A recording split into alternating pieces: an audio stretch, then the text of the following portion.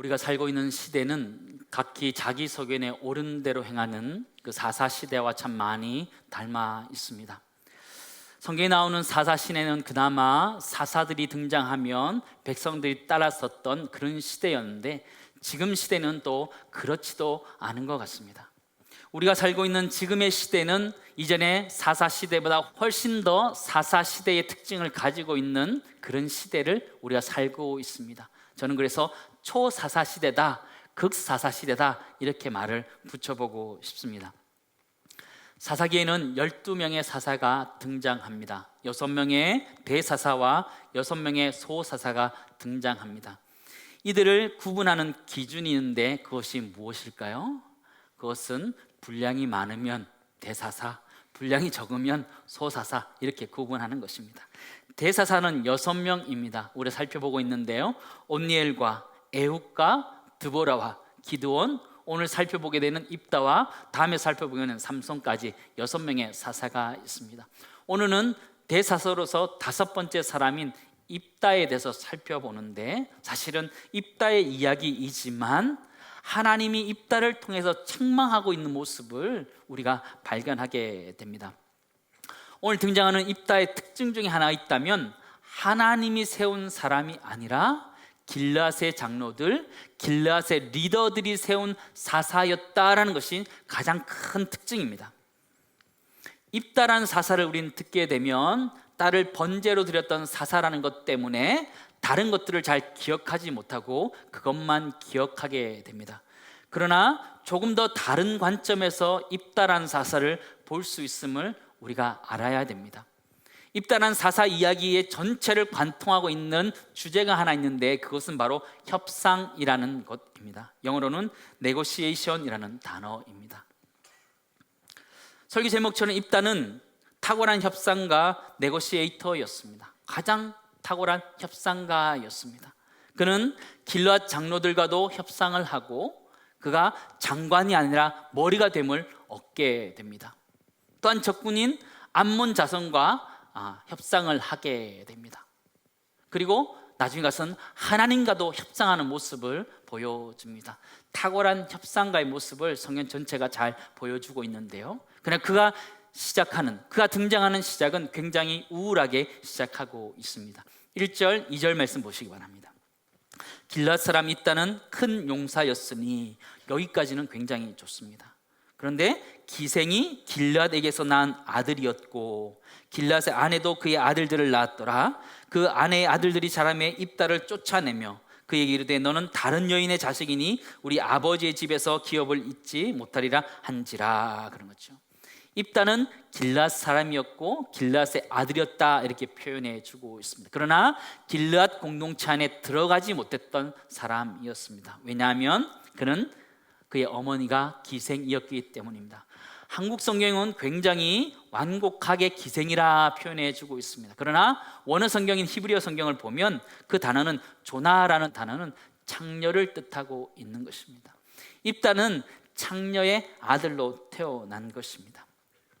입다는 아버지가 길르앗이었는지 아니면 길앗 사람이었는지 명확지 않습니다. 왜냐하면 길앗이라는 단어는 사람에게도 쓰여지기도 하지만 그냥 지역 이름으로 쓰여지기 때문에 이 입다가 길앗의 아들이었는지 길앗 사람의 아들이었는지는 명확지 않습니다. 그러나 분명한 것은 이 입다가 굉장한 따돌림을 당하고 배척을 당했다는 것입니다. 부정한 여인의 아들이었기 때문이었습니다. 이 사람들이 한 얘기를 들어보시기 바랍니다. 너는 다른 여인의 자식이니 우리 아버지의 집에서 기업을 잊지 못하리라. 부정한 자로서 그 공동체 안에서 밀어내고 있는 모습을 우리에게 보여주고 있습니다. 결국 입다는 그곳을 떠나게 되어서 돕당이라는 곳에 정착하게 됩니다. 정착하게 됐는데 그 주변에 사람들이 몰려들게 됐는데 잡류가 몰려들었다, 이렇게 표현해 주고 있습니다. 잡류라는 것은요, 레킴이라는 단어인데요, 무가치한 사람들, 아주 하찮은 사람들, 정말 연약한 사람들, 하층면의 사람들이 모여서 함께 지냈다, 이렇게 표현하는 것이죠. 쫓겨나서 그들과 함께 입다는 살아가고 있었습니다. 근데 입다의 이 모습이 참 성경 인물 중에서도 이런 인물들이 참 많다는 생각을 하게 됩니다.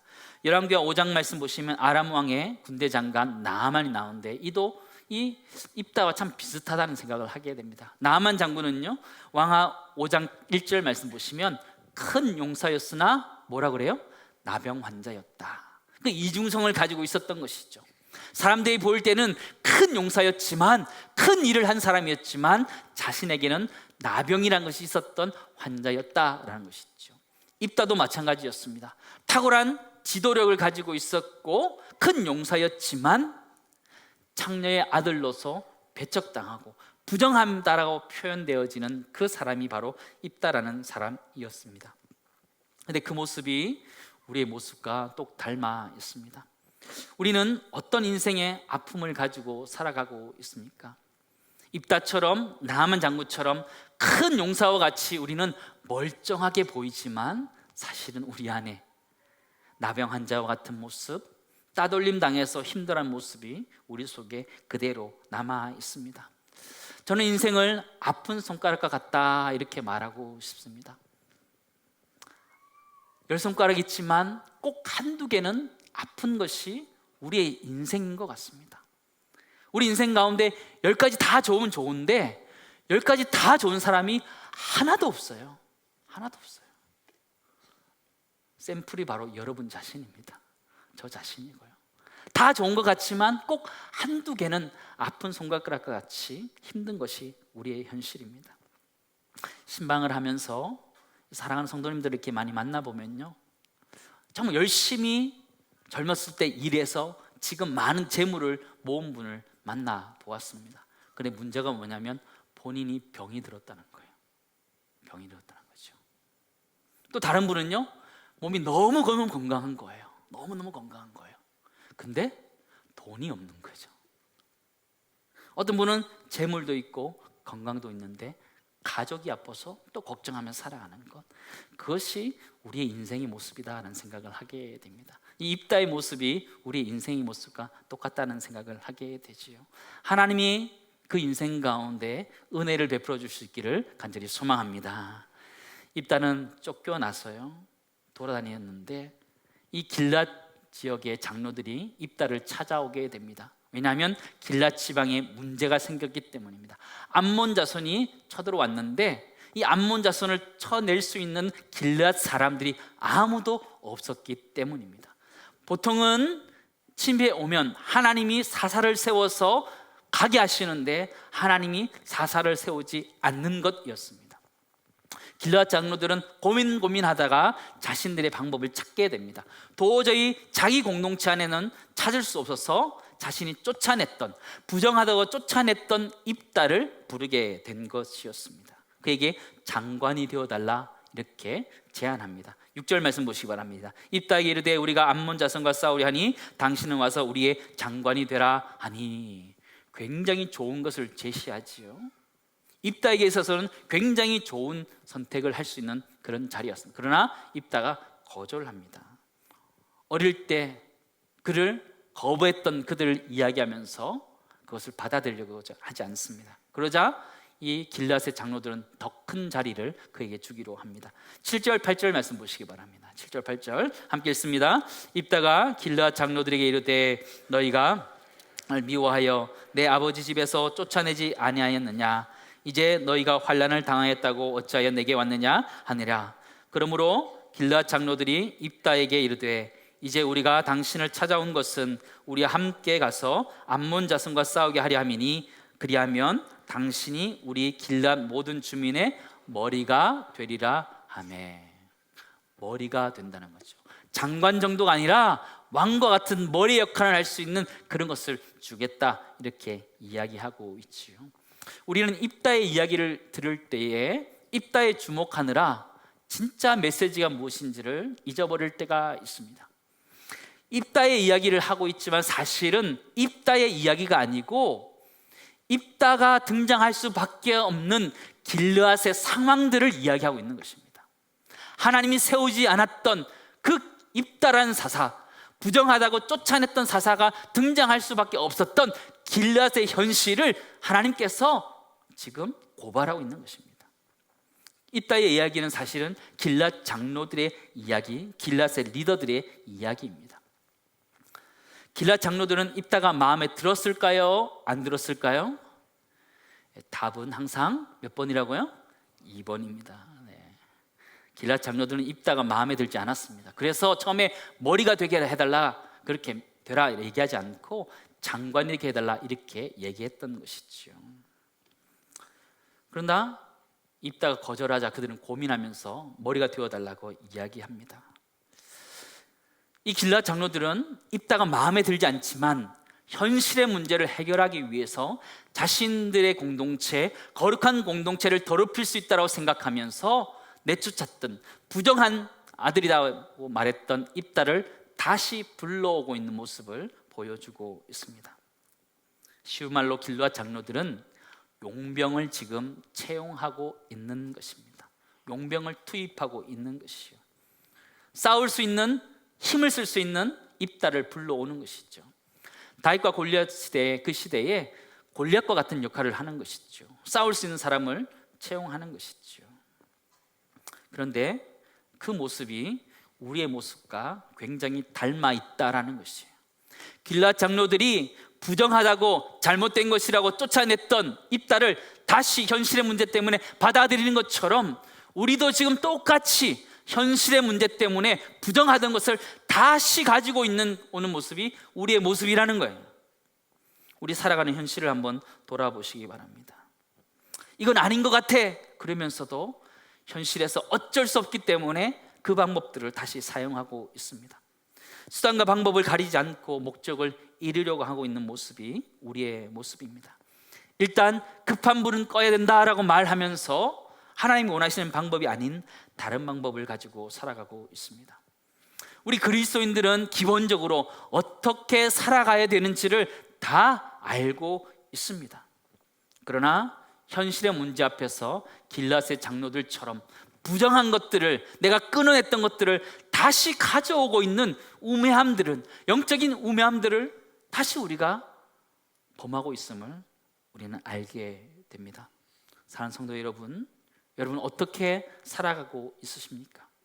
그리스도인을 결단하여서 다른 죄악들을 다 끊어냈는데 살다 보니까 어려워져서 현실의 문제 속에서 다시 입다와 같은 부정한 것들을, 죄악들을 다시 끄집어내서 내 삶을 살아내고 있는 것이 아닌가 우리는 돌아봤으면 좋겠습니다. 그리스도인으로서 수많은 불법과 또 죄악들을 끊어낼 수 있는 은혜가 우리 모두에 있기를 간절히 소망합니다. 길앗 장로들은 쉽게 결정한 것은 아니라고 생각되어집니다. 그들도 수많은 고민들을 하면서 현실의 문제를 어떻게 타결할 것인가 고민했을 것입니다. 그때 그들은 하나님이 원하지 않는 다른 방법을 써서 그것을 해결해 갔습니다. 근데 그 모습이 우리의 모습일 수 있다는 거예요. 한국 사회의 모습일 수 있고 한국 교회의 모습일 수 있다는 거예요. 하나님이 원하시는 모습이 아닌 것들을 우리가 다시 할 수 있다는 거예요. 그리스도인으로서 내가 죄를 끊어버리고 주 앞에 다 용서를 빌었는데, 기도했는데 다시 그 죄악의 모습을 그대로 가져와서 오늘을 살아내고 있는 모습이 우리의 모습이 아닌지 돌아봤으면 좋겠습니다. 하나님이 원하시는 모습이 아니라면 끊어낼 수 있는 은혜가 우리 모두에 있기를 주님을 축원합니다. 이 길앗 장로들은요, 입다를 채용해서 입다가 나가서 싸우도록 주문합니다. 그런데 입다가 싸우지 않습니다. 골리앗을 채용했으면 골리앗이 잘 싸워야 되는데 골리앗이 싸우지 않고 가만히 있는 것과 똑같이 입다는 나가서 싸우지 않고 먼저 협상을 합니다. 말로 하는 거지요. 삼국지에 나오는 장비 같은 사람이요, 제갈량 같은 역할을 하려고 그러는 거예요. 힘으로 싸워야 되는 사람이 지금 말로 하려고 하는 것이죠. 너무너무 재밌는 거죠. 이 부분을 저는 너무 유심 있게 봤습니다. 왜 그랬을까? 왜 그랬을까? 힘으로 싸워야 되는 입다가 왜 말로 하고 있을까? 그런 생각을 해보게 되면서 좀 집중하게 되었습니다. 한국 사회도 보니까요, 한국의 역사도 보니까 서해 강동육주라는 것이 있잖아요. 말로 강동육주를 얻은 그 사건이 있잖아요. 고려 시대의 거란이 소선영을 통해서 이렇게 고려를 침입해 오게 됩니다. 사진을 좀 보여주시고요. 쳐들 내려오니까 급하게 저불을 꺼야 되니까요, 지금의 평양이 서경 위쪽을 다 거란에게 내주고 화해하자 이렇게 제안하는 사람들이 있었는데, 그때 이 서희가 나가서 단판을 짓어서 이 6주를 다 얻게 됩니다.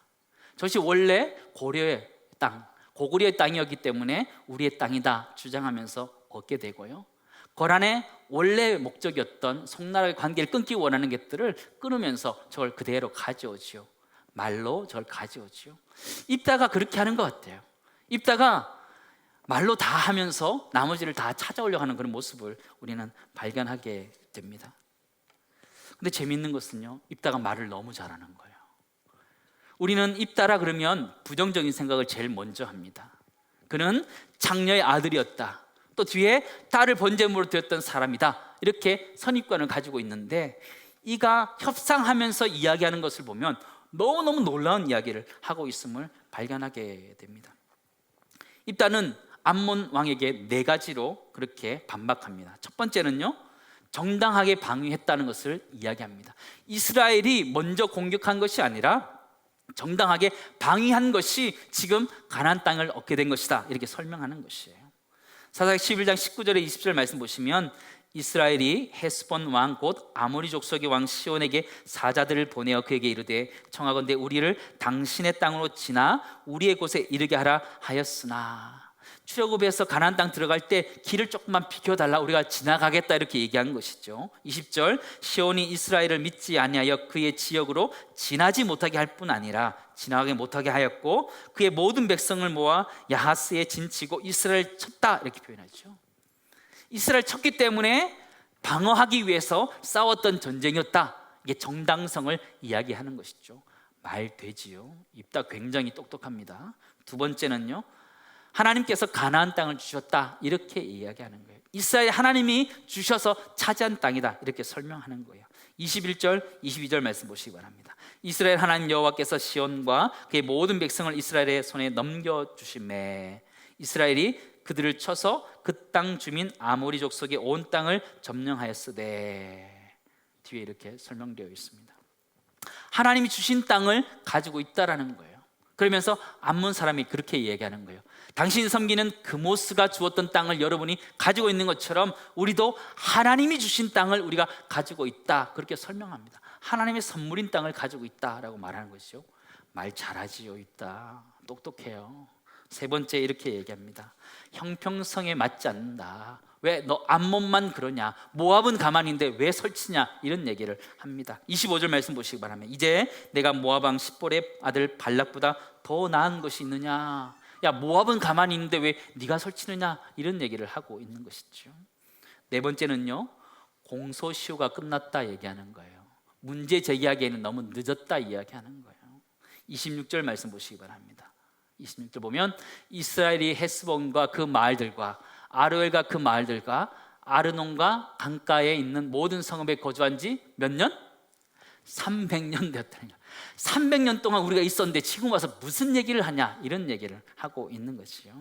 문제를 제기하기는 이미 지났다는 것이죠. 입다는요, 정당 방위의 입장에서, 하나님의 선물이라는 입장에서, 형평성의 입장에서, 공소시효가 끝났다는 입장에서 암몬 족속의 주장이 터무니없다고 이렇게 배척합니다.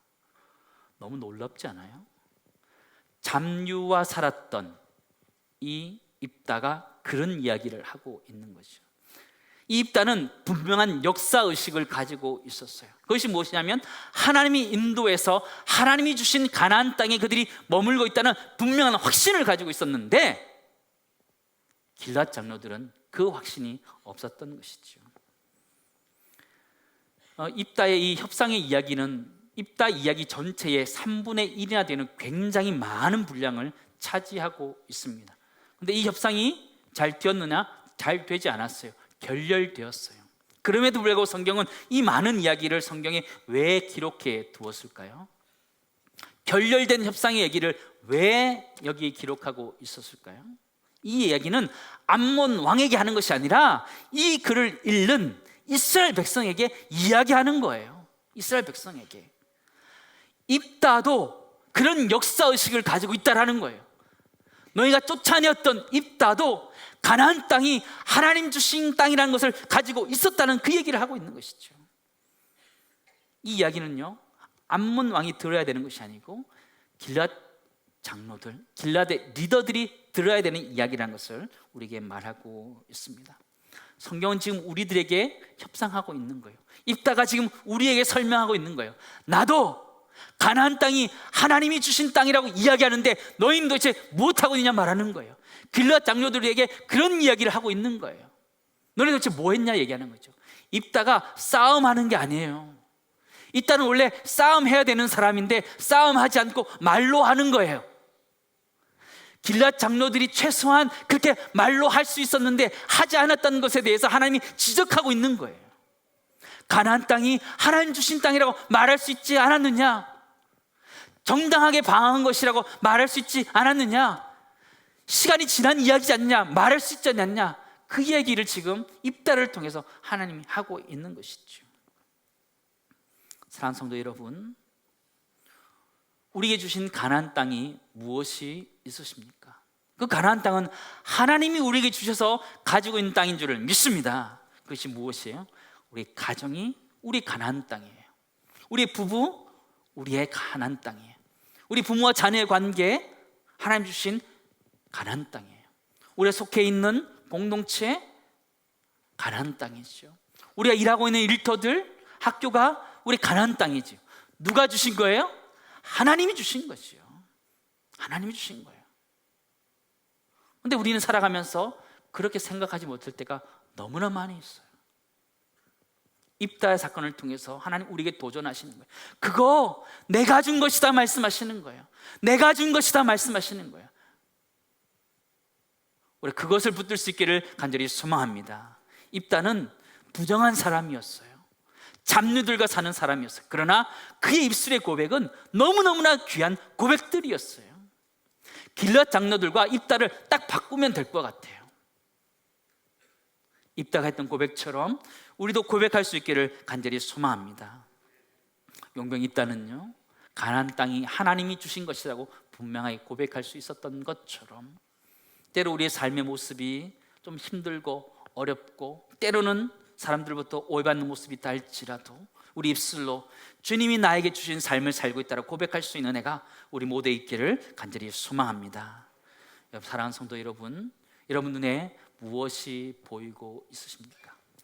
길르앗 장로들은 현실의 문제를 해결하기 위해서 힘을 찾고 있었는데 입다는 그 현실 속에서 힘을 사용하는 것이 아니라 하나님의 약속, 하나님이 주신 약속의 땅에 들어와 있음을 그는 고백할 수 있었는데 그 은혜가 우리 모두에게 있기를 간절히 소망합니다.